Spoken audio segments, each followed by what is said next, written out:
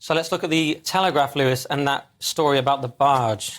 Well, migrants taken off barge in Legionella scare. Home vessel branded home office branded incompetent vessel may be uninhabitable for weeks because probably the internal water system is broken. Legionella, I remember Legionnaires. I'm old enough to remember. Legionella. It's called Legionella now. It was Suella. It was called... You were a Legionnaire. They actually changed the name. They came up with this name called Legionnaire's disease because there was a hotel in Philadelphia. They were having some this is when I was like your age. I was your age.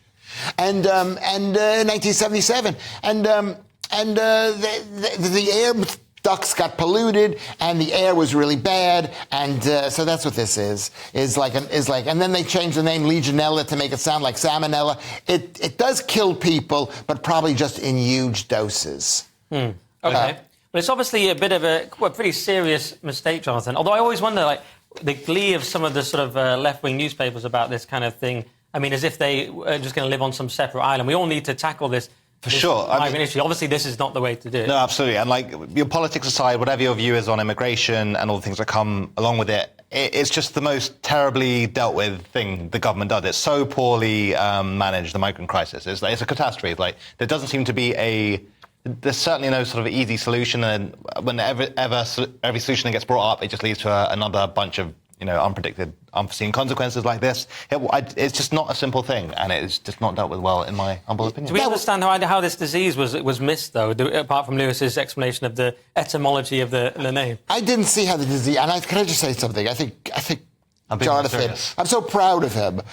I mean, he's such a lovely boy, except when you're outside of your mother's influences.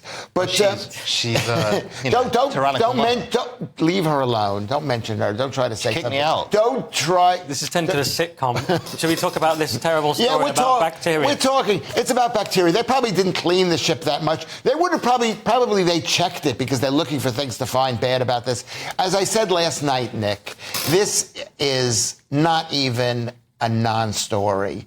It is not a story. The fact is we've got an immigration problem with this country. The country is not dealing with it properly. They haven't made a decision to deal with it properly. So as long as they don't make a decision to deal with it, it's not a story anymore. We should not be reporting anything to do with this. OK, well, no one was hurt, so in that sense, it's sort of a non-story, and tragedy was avoided. Do you want to look then instead at this oil boiler ban that's been thrown into doubt? So basically, as far as I can see, the Tories are they're sort of saying, we don't want to do net zero anymore. We don't want to bring in heat pumps anymore. What do you think? Yeah, well, the thing about these heat pumps is you have to be on the national grid to operate them because they're run by electricity. And I think heat pumps, I've heard, are very good in certain variable type climates where they actually squeeze the air. And by squeezing the air, you create heat, and then when you release, it's kind of like a reverse refrigerator, if you're familiar with that.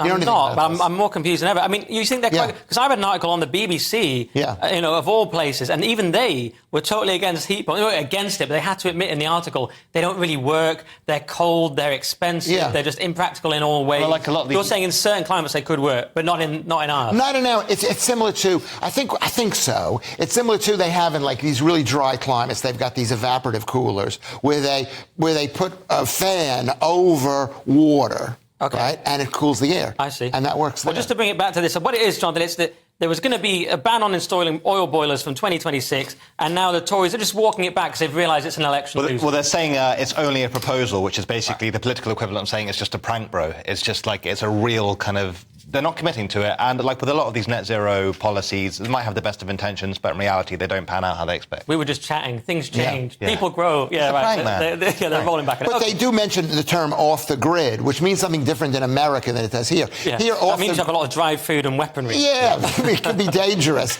But they said that especially in the Tory constituencies, because they're quite leafy out there, is that there are lots of these. They have lots of homes of people who are not attached to the national grid, which is the electrical system. So they can't plug in these heat pumps, so they have to rely on oil. Okay.